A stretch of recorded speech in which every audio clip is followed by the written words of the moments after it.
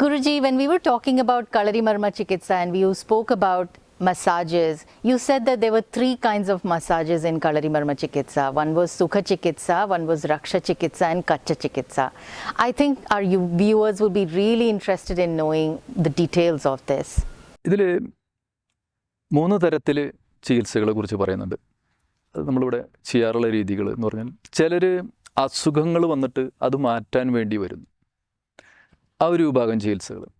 മറ്റു ചിലർ അസുഖങ്ങൾ വരാതിരിക്കാനായിട്ട്, ഇനി എനിക്ക് എന്തെങ്കിലും തരത്തിലുള്ള അസുഖങ്ങൾ വരാതെ എൻ്റെ ഒരു വർഷം വളരെ സുഗമമായിട്ട് എനിക്ക് എൻ്റെ ജോലിയും എൻ്റെ കർമ്മ മേഖലയിൽ നന്നായിട്ട് എനിക്ക് ഷൈൻ ചെയ്ത് മുന്നോട്ട് പോകണം എന്ന് ആഗ്രഹിക്കുന്നവർ വർഷം തോറും വന്ന് ഒഴിഞ്ഞു പോകുന്ന ആളുകളുണ്ട്.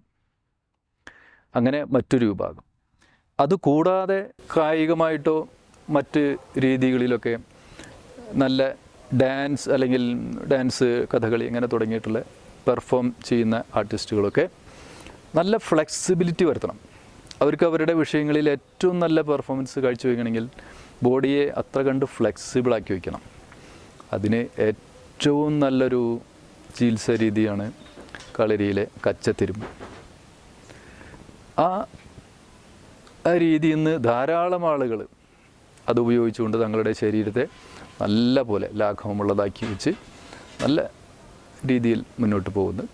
ഈ 3 ചികിത്സാ രീതികളും നമ്മളിവിടെ കളരിയിൽ നടത്തി വരുന്ന ചികിത്സാ രീതികളാണ്.